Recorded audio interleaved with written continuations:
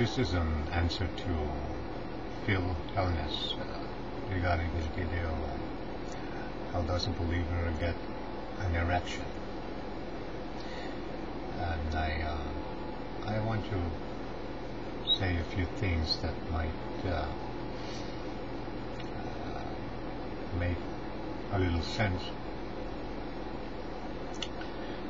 First of all, your first concern is that how would the person feel if surveillance cameras would be installed everywhere in the house, in the car, or wherever you go, and that everything that you do in public or in private would be recorded. I would definitely feel uncomfortable, especially because I wouldn't know who is doing the recording and for what purpose. Not only that, but I would be very careful because everything I do or say could be used against me by people, ordinary people like you and me, who are fallible, who are imperfect, and who have an agenda. But there is a big difference between being under surveillance by man or by any man-made institution and being simply exposed just as you are before your Creator. Let me see. God made you. He made me. He knows how you look. He knows how I look, dressed or nude. There is nothing I could possibly hide behind Him, because even when I'm dressed and in public, He can still see me, whether I am dressed or not. He can see everything about me. It's not a matter of seeing me physically, but He also sees me emotionally, spiritually, and there is nothing hidden before Him. Now,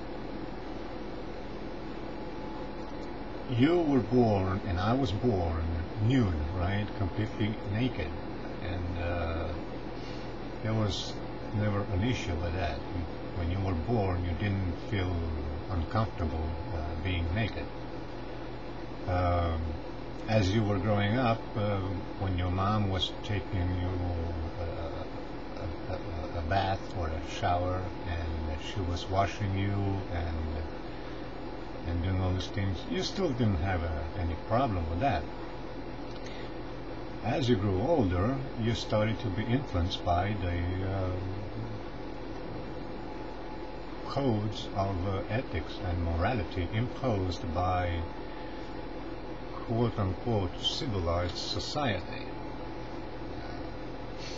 But you see, if you look at tribes in South America or in Africa or in some parts in Asia, there are still people that are spending their whole life completely naked, and they don't have a problem. They don't have a problem that you have, or a problem that I might have. Nudity is natural. We were created nude. We were not created clothed, right? Going further, sex. Who invented sex? It was not man who invented sex.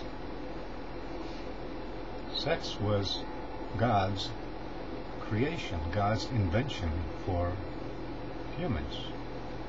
And sex was invented in the case of humans. We know more than we know about animals.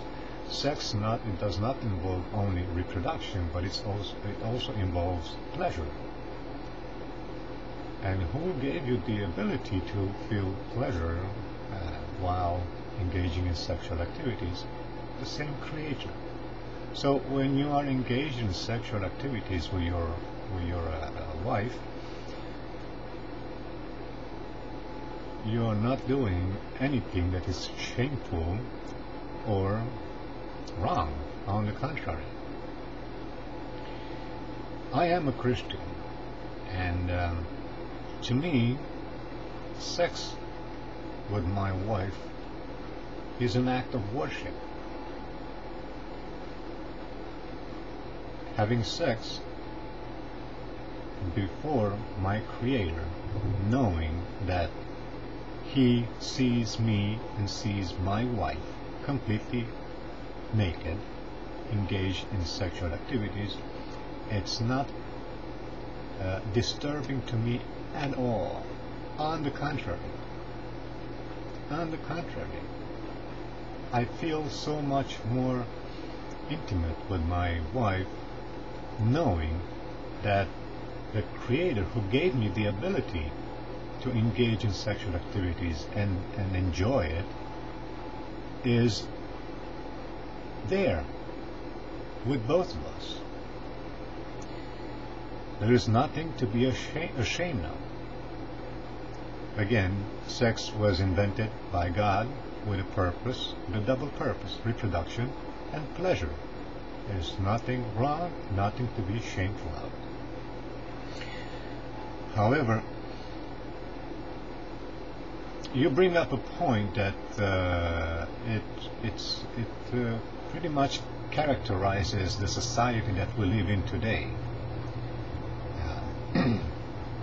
We are so obsessed with the idea of privacy and individuality that any interference by anybody or anything, it's a direct threat to our own personal intimacy, own personal, how can I say, integrity. And that is why, that is one of the reasons, there are others, this is one of the reasons why people are resented and rebellious against the existence of an all-knowing, almighty God who is present at all times, everywhere we go, and in everything we do. So our desire of privacy enters in conflict with the reality of the fact that that there is no privacy before God. And that bothers us, right? That bothers us. We want to have privacy even from God.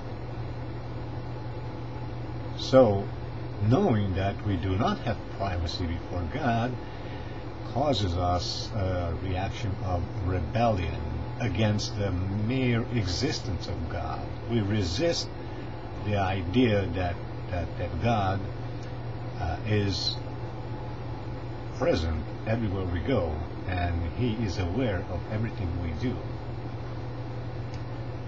I will continue on the second part because I think I'm running short of time.